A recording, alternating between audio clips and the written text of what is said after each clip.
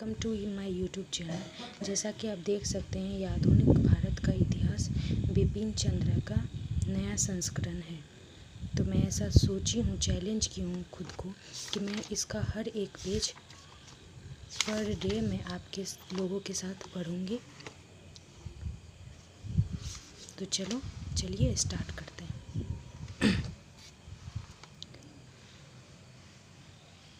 मुग़ल साम्राज्य के क्षय और पतन के पीछे एक नहीं बल्कि कई कारण थे, कई शक्तियाँ थीं जो इनके लिए जिम्मेदार थी। मुग़ल साम्राज्य के पतन की शुरुआत औरंगज़ेब के सख्त शासनकाल से ही हो गई थी।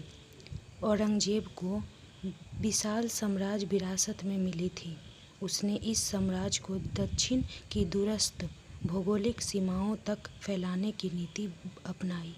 हालांकि इस क्रम में उसे जनधन की काफ़ी हानि उठानी पड़ी। दरअसल देश की संचार व्यवस्था और आर्थिक व राजनीतिक संरचना सभी क्षेत्रों के लिए एक केंद्रीकृत स्थायी प्रशासन देने के लायक नहीं थी।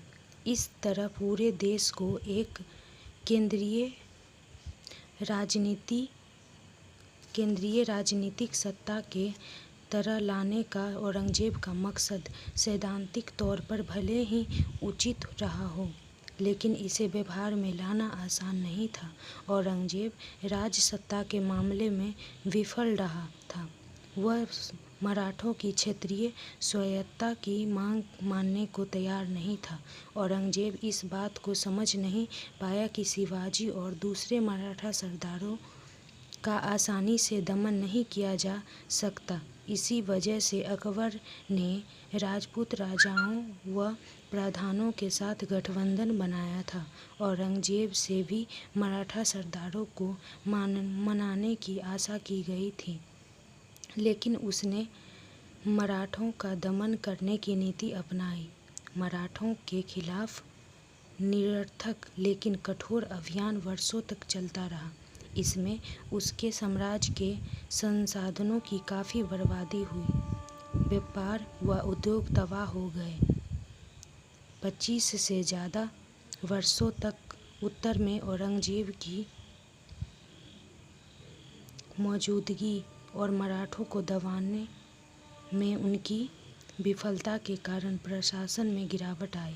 इससे साम्राज्य और उसकी सेना की प्रतिष्ठा धूमिल हुई। महत्वपूर्ण उत्तर पश्चिम सीमाओं की उपेक्षा हुई और प्रांतीय व स्थानीय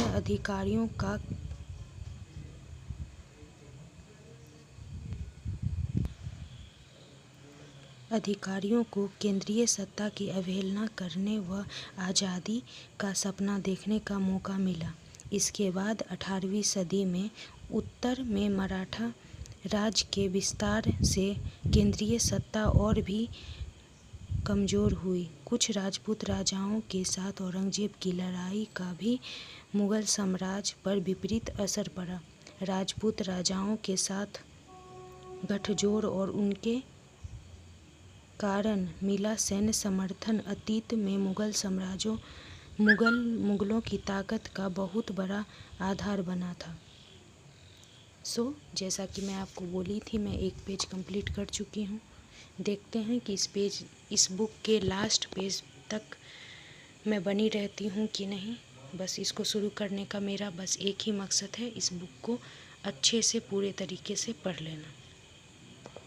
थैंक यू सो मच।